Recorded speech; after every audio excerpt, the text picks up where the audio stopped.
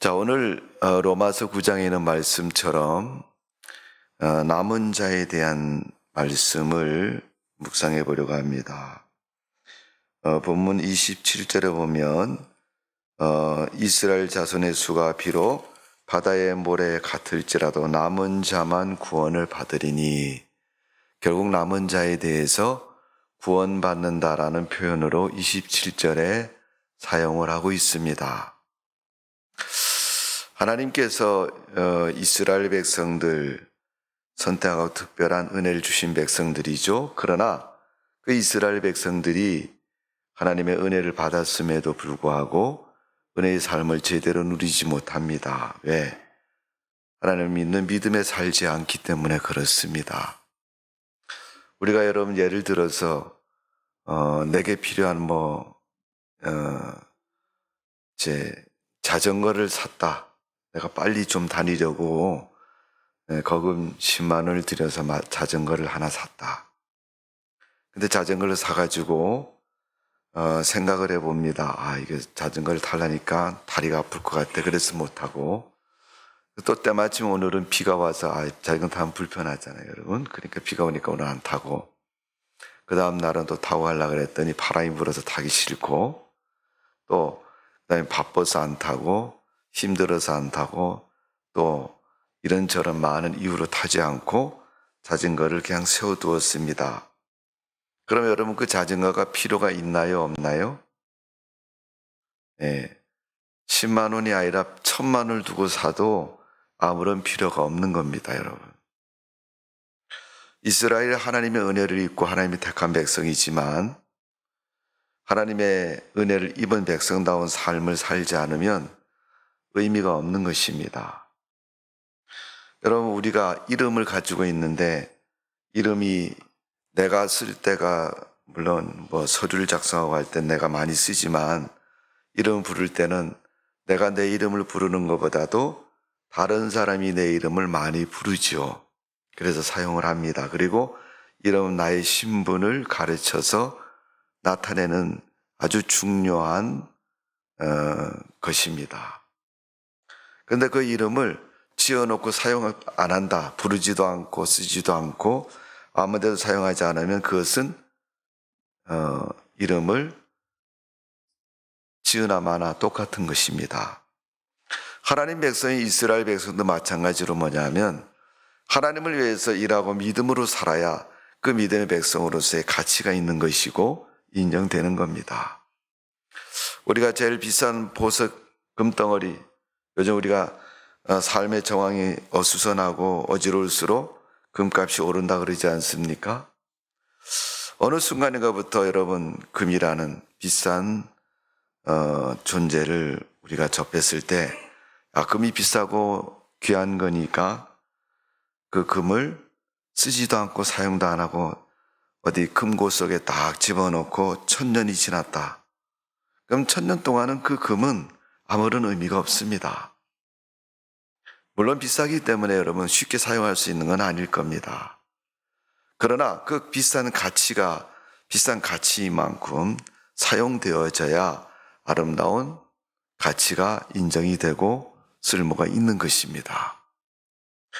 우리가 하나씩 다 들고 다니는 핸드폰이라는 기계 속에는 여러분, 우리가 비싸게 여기는 금이라는 소재가 많이 들어갑니다.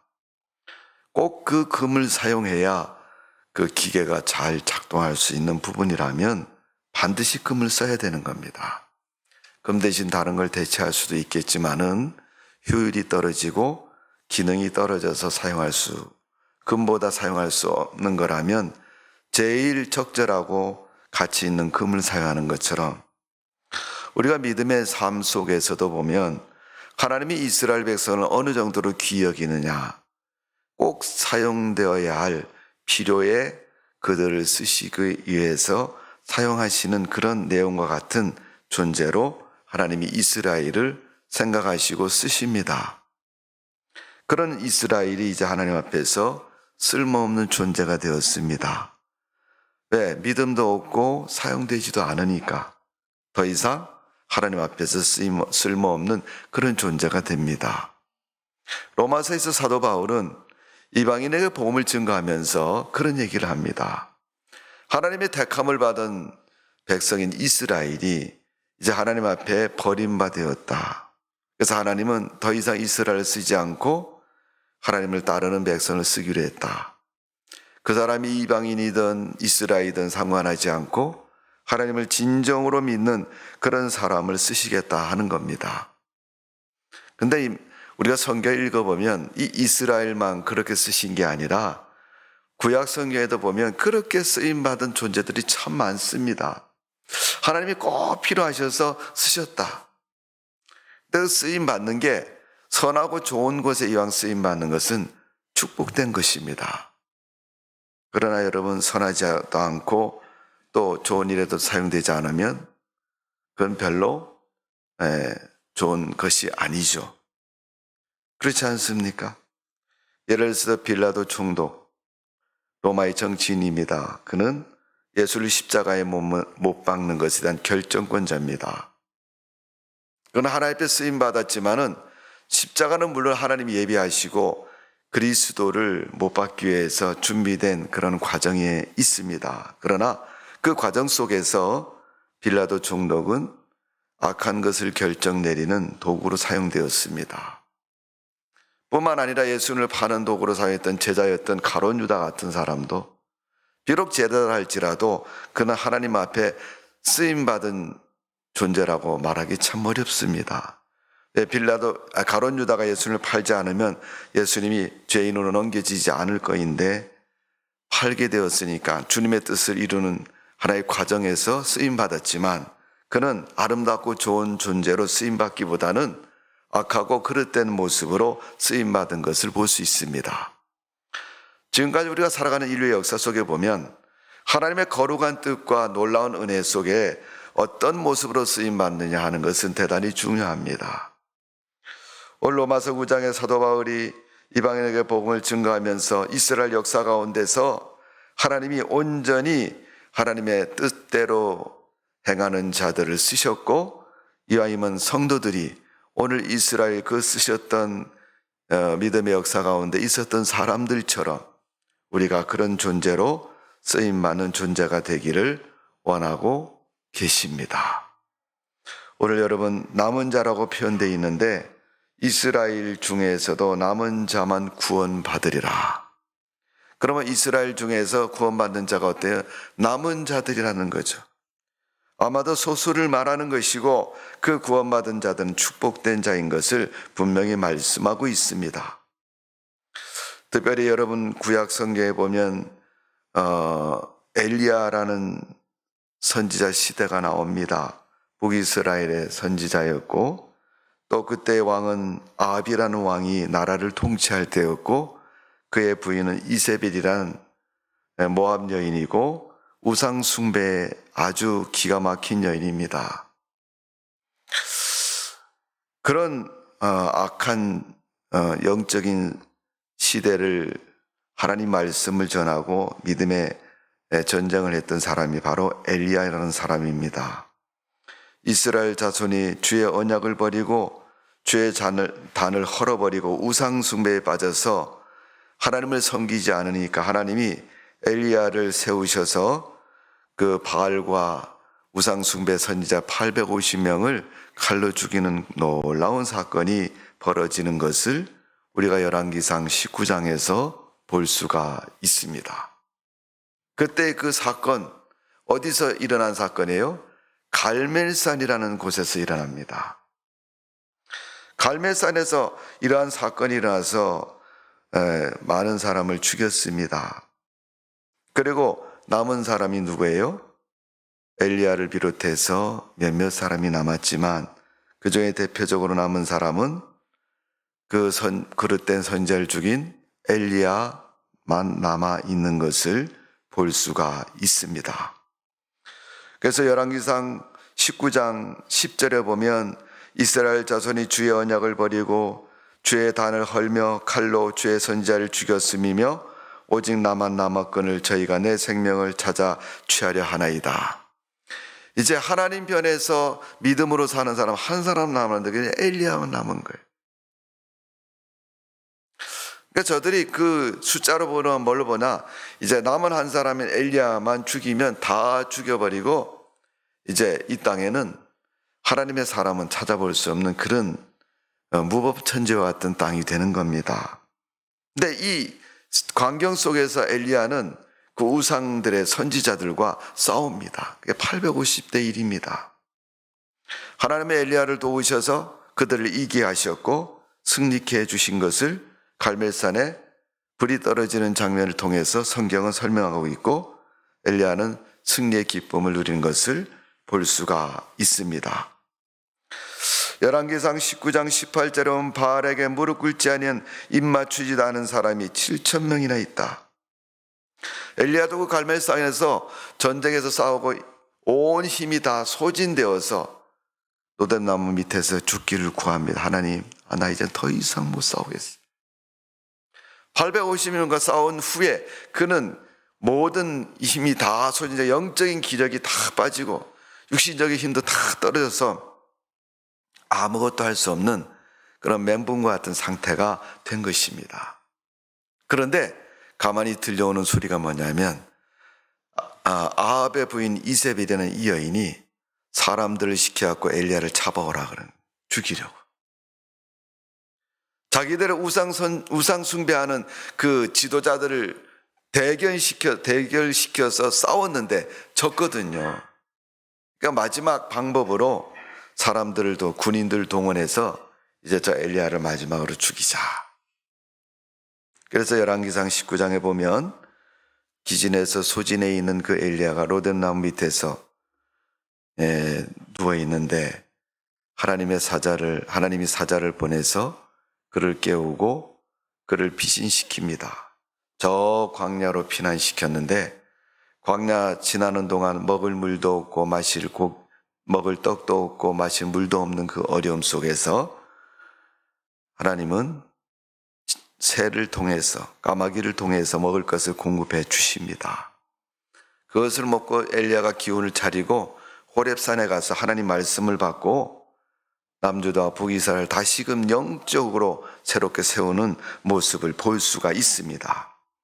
그때 하나님이 엘리야에게 찾아오셔서 하신 말씀이 뭐냐 하면 열왕기상 19장 18절에 보면 그래도 이 땅에 바알에게 무릎 꿇지 않고 또 바알에게 입맞추지 않은 사람이 있다. 그렇게 가르쳐 줍니다.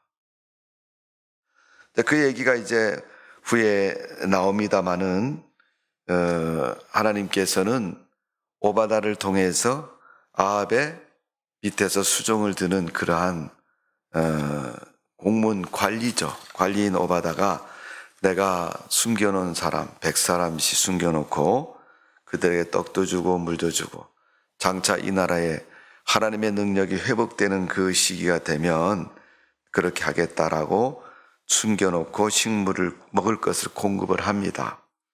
열왕기상 18장 4절의 말씀을 보면 그가 숨겨놓은 사람들이 그렇게 있습니다. 그래서 후에 하나님께서 엘리야에게 하신 말씀이 오바다가 그런 일을 하고 있으니까 너는 조금만 용기를 내라. 내가 때면 그들을 통해서 너를 돕도록 해주겠다.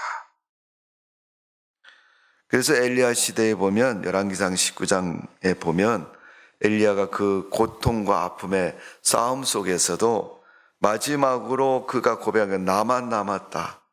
다 우상 숭배에 빠지고 다 죄악에 빠지고 다 더러운 것에 빠졌는데 결국 하나님을 잘 믿고 하나님의 훌륭한 믿음의 도구로 사용했던 엘리야만이 남았다는 것을 가르쳐 주고 있습니다. 그러니까 믿음의 용기를 내라. 조금만 참고 인내라.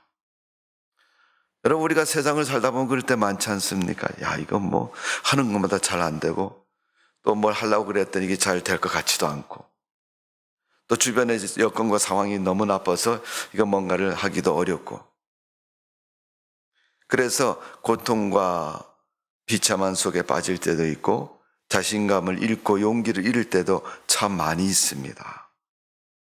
그럴 때 하나님께서 내가 이런 길을 준비해 놓고 있으니까 너는 그 길을 가라. 성경은 그 길을 설명하고 있습니다. 좋은 길이라고 말하고 있고 믿음의 길이라고. 그러니까 하나님 앞에서 우리가 찾아야 할 길은 바로 믿음의 길이고 바른 길인 것입니다. 하나님이 인도하는 인도의 길인 겁니다. 구약 성경에 보면 홀로 남은 자로서 큰 승리를 이루는 모습을 보면 이사야 선지자가 있습니다. 이사야 6장의 말씀을 보면 남유다의 우시야 왕이 죽은 후에 나라가 어려움 속에 빠집니다. 왜? 우시야는 믿음을 잘 지키는 왕이었습니다. 근데 신앙으로 사는 왕이 나라를 통치하다가 왕의 자리에서 그만 이제 인생을 마치게 되니까 그 자손들이 이제 아들들이 왕위를 이어받아야 되지 않습니까? 그런데 그 아들은 아버지만큼 신앙이 없습니다. 우상 숭배에 빠졌고 나라가 그 까닭에 여러 가지 문제들이 생기기 시작했습니다. 구약 성경 읽어보면요, 하나님의 진노가 임하는 모습들을 여러 군데 표현하고 있는데 이것은 신앙으로 바로 서지 못했을 때 그런 시기고 또 믿음으로 살지 않을 때 임하는 재앙의 모습. 제일 첫 번째 임한 것은 자연재해입니다. 그 다음에 두 번째는 질병의 문제입니다. 그리고 세 번째는 전쟁의 문제입니다. 갈수록 점점 어떻게 해요? 강도가 심해지죠. 근데 이 우시야 왕이 나라를 제대로 통치하지 않고 믿음에서 떠나고 인생을 마감하니까 그 후손들이 나라를 신앙으로 다스리지 못해서 정치적, 종교적으로 혼란 상황에 빠지고 나라는 비상사태에 빠지는 것을 볼 수가 있습니다. 그때 성전을 찾은 이사야 선지자에게 하나님이 말씀하십니다. 천사라고 표현되는 스랍들이라고 표현되어 있습니다마는 그 스랍이 제단에서 숯불을 가지고 와서 이사야의 입술을 대면서 입술을 찢습니다. 나는 입술이 부정한 사람이라 그러니까 입술에 대면서 이제 내가 깨끗하여졌다 그러면서 백성들에게 가서 하나님 말씀을 전해라. 어쩌면 내가 입술이 부정하다고 고백하는 이사야의 그 고백은 성경은 그런 게 없습니다마는 제가 가만히 앉아서 한번 묵상을 해봤어요. 아니, 이사야가 왜 자기 입술이 부정하다고 했을까? 물론 우리가 죄인의 신분인 그런 속성을 가지고 있는 사람들 아닙니까? 우리는 가만히 있어도 악한 생각은요, 연구 안 해도 악한 생각은 떠오릅니다. 그래서 좋은 거는 여러분 연구를 하고 배워야 되죠. 그래서 여러분 공부도 해야 되고 우리가 하나님에 대한 기도도 믿음 생활도 선한 삶도 열심히 추구해야 됩니다. 그가 하나님 말씀을 전하지 못한다고 얘기한 것은 두려움 때문에 가지 못했다. 왜? 지금 나라가 혼돈 속에 빠졌으니까 여기서 잘못 얘기하면요, 죽을 수도 있는 상황이 될 수 있는 거거든요. 그러니까 두려움 속에 빠질 수가 있겠죠. 그 다음에 또 하나 이유를 말한다면 입술이 부정하다고 말하는 것은 하나님의 말씀을 전하는 사람의 입은 바른 말씀을 전해야 되는 거예요. 우리가 구약의 에스겔서를 보면 나라가 망해갈 때 에스겔은 줄곧 하는 얘기가 나라 망합니다. 왕 앞에 가서. 나라 망합니다. 그때가 여러분 남주다의 거의 마지막 왕 때입니다. 시드기야나 여호사밧이나 이런 왕들이 나라를 통치할 때입니다. 그러니까 거의 유다의 끝에서 한 세 번째, 두 번째 이런 마지막 왕 이런 때 에스겔이 말씀을 전했는데 얼마나 나라가 뒤숭숭했겠습니까? 그럼에도 하나님의 말씀을 그대로 전합니다. 전하다 옥에 갇히기도 하고 굶겨갖고 밥을 굽기도 하고 그래도 옥에 갇혀서도 어떻게 해요? 하나님 말씀하시기를 이렇게 임하였다.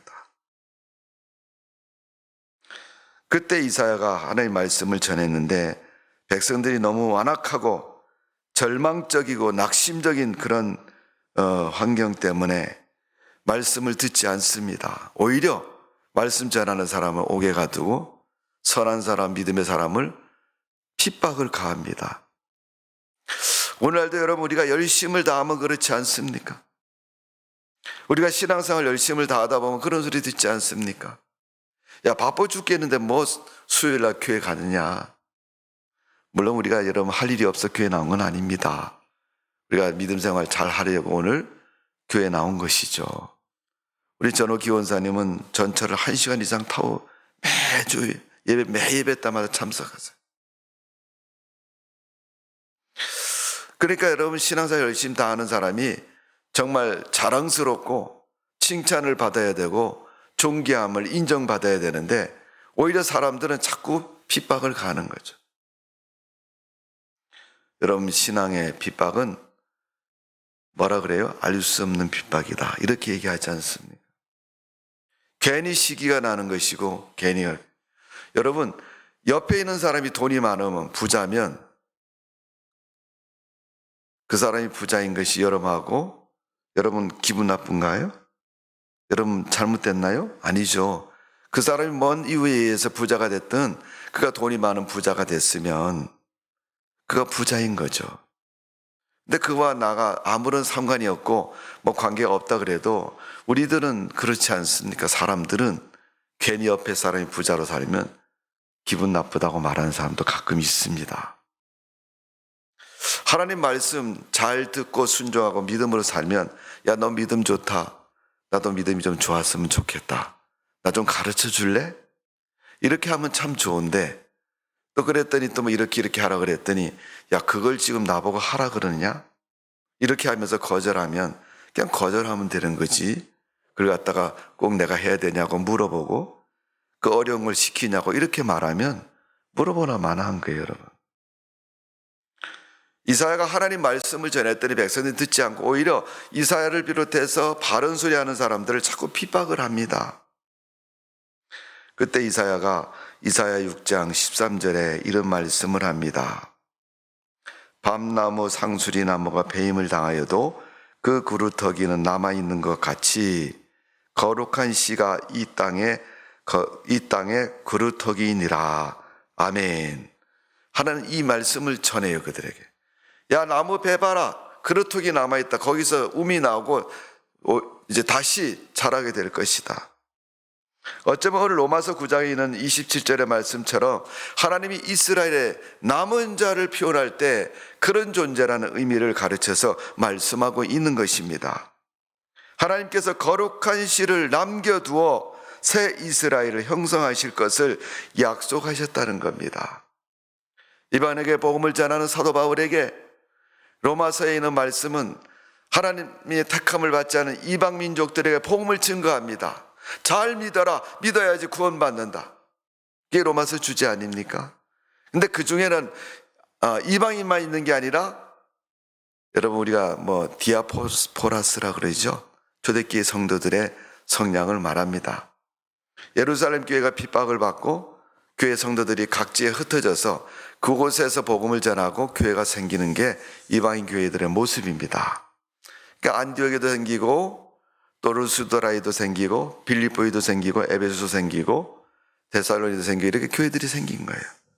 근데 그 교회의 시초는 누구들에 의해서 예루살렘에서 도망가고 핍박으로 인해서 간 사람들이 그곳에서 예배를 드리고 하나님을 찬양하고 믿음으로 주님을 섬기니까 하나님 그곳에 교회를 허락해 주시고 교회가 서도록 축복해 주신 겁니다.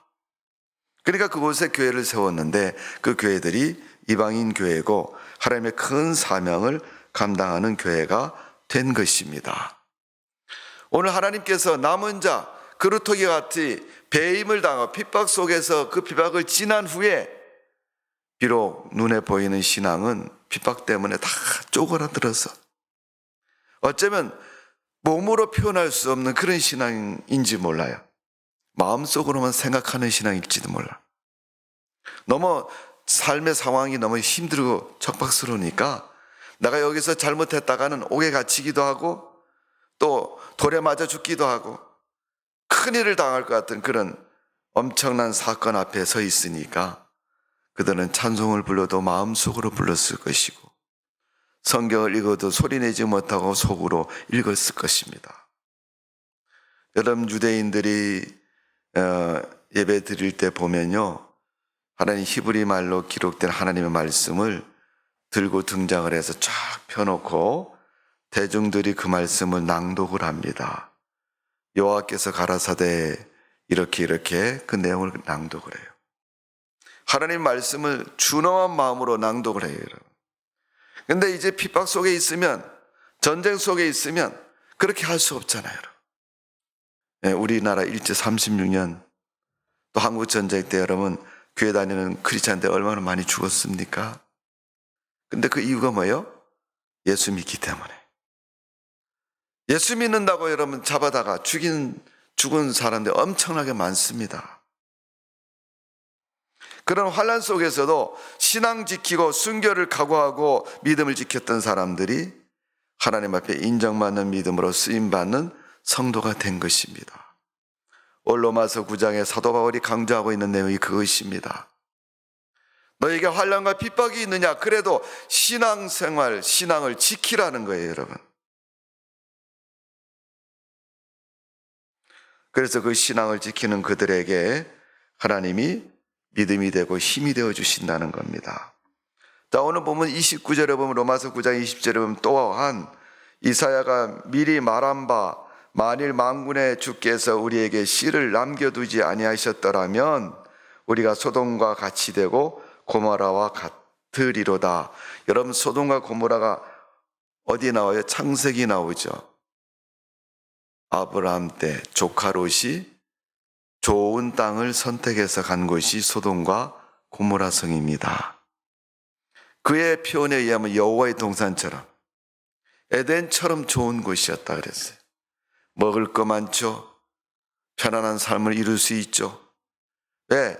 조카 롯과 아브라함이 함께 한 지경에 살 때는요, 양떼들 몰고 다니면서 불먹이려 서로 다투기까지 했습니다. 요즘 우리가 살고 있는 경쟁 사회 속에서 보세요, 여러분. 상대방이 망하지 않으면 내가 흥할 수 없는 그런 구조 속에 있는 사람도 있습니다. 그런 데서 여러분 우리가 공생이다. 잘 통하지를 않죠. 나만 살아남아야 되겠다. 상대가 죽어야 된다. 이런 의식이 팽배할 수가 있습니다. 그런 시대에 하나님이 은혜 주셔서 이사야로 하여금 주의 사역을 잘 감당하고 사명자로 살아갈 수 있도록 축복해 주신 것입니다. 그것처럼 여러분 엘리야 시대도 여러분 엘리야 혼자 있는 줄 알았는데 나중에 하나님이 주시는 떡과 물을 마시고 기운을 차리니까 하나님께서 그에게 하신 말씀이 야 걱정하지 마라. 아합이 아무리 악한 짓을 해도 내가 숨겨놓은 자가 있다. 그가 7,000명이나 된다는 거예요. 오늘 이 시대 악한 시대에 여러분 바람을 가지고 한번 말씀을 선포해 봅니다. 우리 예일교회가 아합 시대의 오바다를 통해서 남겨진 7,000명과 같이 하나님 앞에 귀인 쓰임 받는 그런 믿음의 교회가 될 줄로 믿습니다. 그 가운데 우리가 속해 있는 줄로 믿습니다. 하나님 앞에 그렇게 남겨놓은 자, 하나님이 쓰시려고 아껴두고 남겨놓은 자처럼 귀한 존재로 쓰임 받는 성도가 되시기를 주님의 이름으로 축원합니다. 자, 예수님 당시도 보면 여러분 다 핍박받고 예수님 십자가 못 박혀 죽고 나니까 다 흩어졌습니다. 제자들도 다 도망갔어요. 그러니까 여러분 예수님 십자가 사건 후에 우리가 복음서를 읽어보면요, 제자들이 어디 갔어요?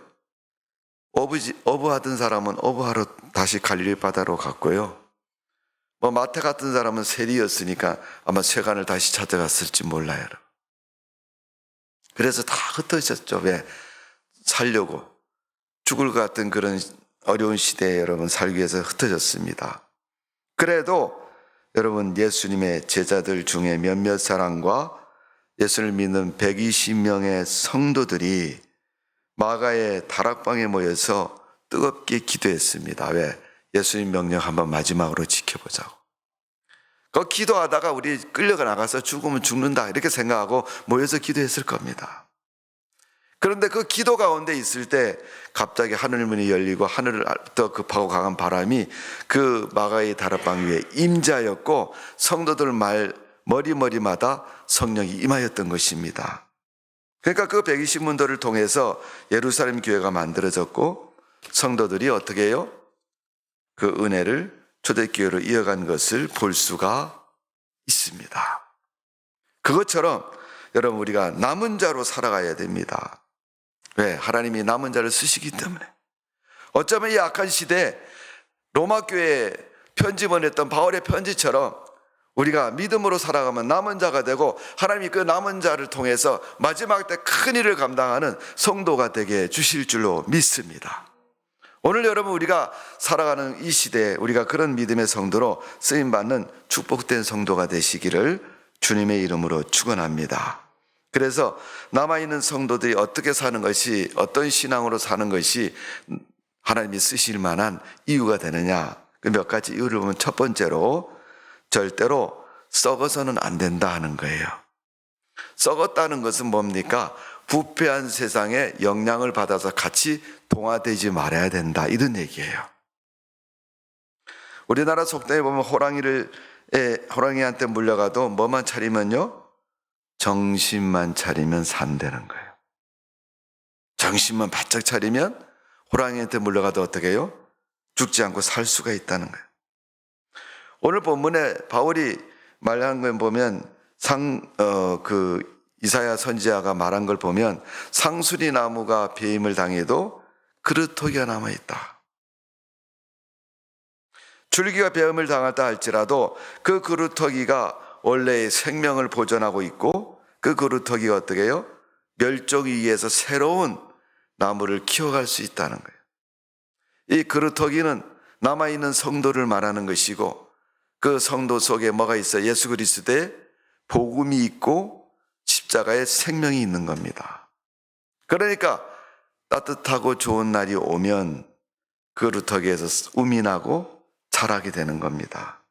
시간이 지나고 때가 지나면 그 um이 큰 나무로 성장할 겁니다.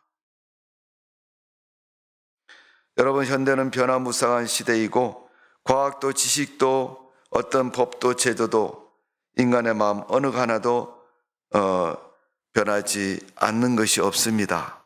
좋은 곳으로, 편한 곳으로, 쉬운 곳으로 사람들은 자꾸만 몰리고 있습니다. 그럴 때 신앙 붙잡고 신앙에 남아있을 사람이 누가 있겠느냐? 하나님만을 신앙 속에서 믿고 의지하며 하나님의 말씀과 기도로 근신하고 의의 열매 선한 믿음의 사람으로 살아가는 것 쉬운 일은 결코 아닙니다. 그래도 우리가 믿음의 사람으로 그 삶에 남아 있어야 될 줄로 믿습니다. 오늘 그루터기는 남아있는 사람을 상징하는 것이고 오늘 본문 가운데서 하나님께서 우리에게 씨를 남겨두었다고 표현하고 있는 그 씨앗이 바로 성도를 의미하는 것이고 교회를 의미하는 것이고 믿음의 사람을 의미하는 것입니다. 그러기에 절대 어떻게 해요? 썩지 말아야 됩니다. 썩지 않는 것은 뭐라 그랬어? 세상에 동화돼서 부패하지 않는 것이다. 두 번째, 그런 삶이 되기 위해서는 어떤 삶이 되어야 돼요? 두 번째, 우리가 남아있는 자의 삶이 되려면 구별된 삶을 살아야 된다. 모든 나무가 다 그루터기에 있다고 해서 순이 나는 건 아닙니다, 여러분. 밤나무나 상수리 나무는 그루터기에서 um이 나지만 또 어떤 나무는 그루터기에 있어도 um이 나지 않습니다. 저는 어릴 때 강원도에서 성장했는데 강원도에 제일 많은 나무가 뭐예요? 소나무입니다, 소나무. 이번에 여러분 동해안에 산불이 났을 때 잘 못 끈 이유 중에 하나가 뭐예요? 소나무가 많아서 그렇다. 여러분, 소나무는 이게 액이 나오죠. 송진이나 액이 나옵니다. 근데 그 송진에 불이 붙으면요, 안 꺼져요. 여러분, 페인트처럼 불이 붙으면 녹아서 흘러내립니다. 불이 점점 확대가 돼요. 근데 이 소나무를 잘라버리면요, 소나무는 절대 um이 안 나와요. 그루터기라 할지라도요, um이 안 나옵니다. 그 비가 맞으면 썩어 없어지는 겁니다. 상수리 나무 밤나무에 그루터기가 있을 때 나온 것처럼 오늘 예수 그리스도를 믿는 믿음의 사람은요, 시대가 어려워서 믿음이 잘 지켜지지 않는 것처럼 보이고 믿음이 보이지 않아도 어떻게 해요? 하나님의 은혜의 시간만 되면 거기서 다 다시 활활 타오르고 살아나는 겁니다. 어쩌면 우리가 구별된 삶을 살아가는 데 있어서 중요한 삶의 모습인 것을 볼 수가 있습니다. 자, 우리가 성경 몇 군데 한번 보겠습니다. 구별되게 살려면 어떻게 살아야 되느냐? 첫 번째는 시편 148편 14절입니다. 자, 우리 한번 읽어볼까요? 화면에 떴는데 시작. 그가 그의 백성의 뿔을 높이셨으니 그는 모든 성도 곧 그를 가까이 하는 백성 이스라엘 자손의 찬양받을 이시로다. 할렐루야. 아멘. 그 백성의 뿔을 높이셨으니 그 백성은 이스라엘 백성. 이스라엘 백성을 어떻게 하나님이 구별하셨다. 기대하셨다. 그래서 여러분, 성경은 예수님의 재림과 비교해서 말세를 말하면서 그 말세의 기준을 어디를 삼고 있어요? 무화과 잎이 연한 표현을 사용하면서 이스라엘을 기준으로 삼아요. 마지막 때 복음이 들어갈 곳은 바로 이스라엘로 얘기합니다. 진정한 이스라엘이 날 때 그들을 통해서 하나님이 그 일을 감당하시겠다. 교회가 처음 시작될 때 이스라엘 백성의 마가이 다락방에서부터 시작이 됐다면, 그 이스라엘 백성에서 시작이 됐다면 마지막 세상에서 남아있는 그 교회의 마지막 부분도 이스라엘이 될 것입니다. 하나님이 구별한 택함을 받은 이스라엘. 우리가 여러분 그 가치 있는 인생을 살아야 되지 않습니까? 요한복음 3장 16절에 하나님이 세상을 이처럼 사랑하사 믿는 자마다 저를 멸망치 않고 구원 얻게 하셨습니다. 영접하는 자 그 백성이 된다고 말했어요. 하나님 백성 된 것을 여러분 마지막 남은 하나님의 기대와 소망이 있는 백성이 바로 믿음의 백성이고 성도입니다. 어쩌면 이스라엘 택하신 하나님은 성도를 택하시고 성도에 기대하고 있는 것입니다. 두 번째 시편 24편 6절 말씀을 한번 보겠습니다. 시편 24편 6절 한번 읽어봅니다. 시작. 이는 여호와를 찾는 족속이요 야곱의 하나님 얼굴을 구하는 자로다. 셀라. 하나님을 찾고 하나님의 얼굴을 구하는 자를 어떻게 해요? 하나님이 남은 자라고 이렇게 얘기합니다. 마지막 때 하나님 쓰시되 하나님 찾는 자를 들어 쓰시는 거죠. 오늘 여러분 하나님을 찾고 하나님의 쓰임받는 성도가 되시기를 주님의 이름으로 축원합니다. 이렇게 수요 예배 나와서 예배 드리는 것도 뭐예요? 하나님을 찾는 우리의 신앙의 모습이잖아요. 구별된 우리의 모습이지 않습니까? 자, 세 번째 구별된 모습에 보면 시편 30편 4절입니다. 자, 우리 한번 다 같이 읽어봅니다. 시작. 주의 성도들아 여호와를 찬송하며 그의 거룩함을 기억하며 감사하라. 아멘. 거기 보면 성도들이 뭐예요? 찬송, 감사, 기억. 이게 여러분 신앙인들이 가져야 할 믿음의 모습이고 삶인 것입니다. 오늘도 하나님을 찬송하시기를 바랍니다. 감사하는 믿음을 가지시기 바랍니다. 하나님이 기억하실 줄로 믿습니다. 하나님 기억하시면 그 사람 들어 쓰시는 거예요. 네 번째로 시편 31편 23절입니다. 자, 한번 읽어봅니다. 시작. 너희 모든 성도들아 여호와를 사랑하라. 여호와께서 진실한 자를 보호하시고 교만하게 행하는 자에게 엄중히 갚으시니라. 아멘. 자, 여기는 두 가지를 여호와를 사랑하는 자, 또 뭐라 해서 하나님을 찾는 자. 네. 하나님 앞에서 하나님을 사랑하는 믿음. 여러분 하나님 말씀을 안 지키겠습니까? 사랑하니까 지키죠. 하나님께서 마지막으로 분부하고 부탁하시지 않습니까? 로마서 12장 2절의 말씀을 보면 너희는 이 세대를 본받지 말라. 왜 성경은 우리가 살고 있는 시대를 본받지 말라 그랬을까요? 악하고 타락하고 변질된 세대이기 때문에, 불신의 세대이기 때문에, 소돔과 고모라성 같은 그런 시대이기 때문에 그것을 버려야 된다. 거기서 어떻게 해요? 구별된 인생을 살아야 된다. 첫 번째는 부패하지 말아야 된다. 두 번째는 세상과 구별된 인생을 살아야 된다. 세 번째는 남은 자를 하나님 보호해 주신다. 그렇게 말씀하고 있습니다. 여기에서 보호라는 것은 남은 자에게 베푸시는 하나님의 사랑을 말하는 것이고, 약한 자에게, 시험당하는 자에게, 원수들에게, 타락하고 위기가 재앙에 또 그런 사람들에게 하나님이 보호해 주신다는 의미입니다. 그리고 그 보호를 어떻게 해요? 세상 끝날까지 지켜주시겠다. 시편 59편 16절에는 나는 주의 힘을 노래하며 아침에 주의 인자하심을 높이 부르오니 주는 나의 산성이며 내가 환난의 피난처입니다. 내가 하나님을 찬송하고 부르고 찾는 것은 하나님이 나의 산성이 된다는 거예요. 여러분, 성은 뭐예요? 전쟁할 때 이기려고 쌓는 게 성입니다. 성 쌓아놓고 도관에 든 쥐처럼 도망도 못 가고 잡힐 것 같으면 성이 오히려 어떻게 해요? 보호체가 아니라 오히려 잘못된 것이 되죠. 마태복음 28장 20절에 보면 예수님께서 그 약속을 이렇게 말씀하면 세상 끝날까지 내가 너희와 항상 함께 있으리라. 네가 어디를 가도 언제 무엇을 해도 내가 너와 함께 하시겠다는 거예요. 하나님은 세상 끝날까지 우리와 함께 하시겠다. 오늘 여러분, 하나님이 우리와 늘 함께 해 주시는 줄로 믿습니다. 하나님과 동행하는 삶이 되면 구별된 삶이 되어지는 줄로 믿습니다. 마지막 다섯 번째로 우리가 하나님 앞에서 쓰임받는 남은 자의 인생이 되려면 어떤 삶이 돼요? 구원에 감사하는 삶이 되어야 된다. 하나님 크고 변함이 없으신 사랑의 하나님이십니다. 그리고 그 구원받은 성도들을 날마다 지켜주시고 인도하시고 축복해 주시는 분이 주님이십니다.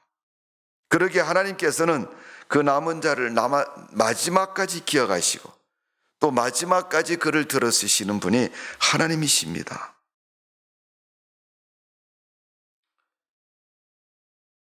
우리 인간의 생명은 우리 것이 아닙니다. 하나님 부르시면 언제든지 하나님 앞에 가야 됩니다. 그게 우리의 모습이고 내 생명이에요. 그럼 나의 생명을 무엇이 지켜주겠어요? 돈이 지켜줍니까? 명예가 지켜줍니까? 아는 지식이 지켜줍니까? 나를 지켜주실 분은 하나님 한 분밖에 없어요. 그렇기 때문에 그 하나님을 의지할 때 우리가 보호를 받고 구원을 받고 세상을 살아갈 수 있는 겁니다. 여러분, 사람에 따라 정도의 차이는 좀 다르지만 지금까지도 살아있는 것은 하나님의 은혜인 줄로 믿습니다. 나이가 60이든 80이든 상관없이 하나님이 나를 보호하시고 지켜주셨기 때문에 지금까지 살아갈 수 있었다는 겁니다. 오늘 우리가 이러한 하나님의 은혜에 감사하면 하나님이 우리를 남은 자와 같이, 오늘 로마서 9장의 이스라엘의 남은 자 거룩한 씨와 같이 마지막 때 우리를 들어서 쓰시는 축복된 성도의 삶이 되어질 줄로 믿습니다. 성도 여러분, 예일교회는 남은 자와 같은 교회입니다. 우리 교회에 다니는 우리 성도님들 남은 자와 같은 성도인 줄로 믿습니다. 하나님의 축복자로 사시고 하나님 앞에 쓰임받는 성도로 사시는 믿음의 성도가 되시기를 주님의 이름으로 축원합니다. 기도하겠습니다. 고마우신 하나님, 감사를 드립니다. 사도 바울이 로마 성도들에게 복음을 전하면서 그 이방인들에게 진리의 복음을 전했습니다. 그들은 믿고 하나님을 순종하고 하나님 백성으로 살았습니다. 그러나 로마는 불신의 세상이었습니다. 그래서 많은 사람들이 핍박을 당하고 괴로움을 당하고 목베임까지도 당하는 끔찍한 사회적인 일들이 신앙 때문에 일어난 로마였습니다. 그래도 그 위기 속에서 또 어려움 속에서 남은 자들이 있었습니다. 하나님께서는 아합 시대에 오바다를 통해 남은 자들을 보호하셨던 것처럼 사도 바울에게 복음을 통해서 하나님이 마지막 때 남은 자들을 들어쓰시고 보호하시고 인도해 주심을 약속해 주셨습니다. 어렵고 힘든 이 시대를 살면서 우리가 주님의 교회의 일꾼으로서 하나님 백성으로 남은 자로 쓰임받는 성도가 되게 하여 주옵소서. 오늘도 3일절 예배를 드리는 우리 성도들에게 하나님께서 특별한 은혜와 축복을 허락해 주시어서 우리로 하여금 그 믿음의 거룩함을 감당하는 성도가 되게 하여 주옵소서. 감사와 영광과 찬양을 돌려드리며 예수님의 이름으로 기도하옵나이다. 아멘.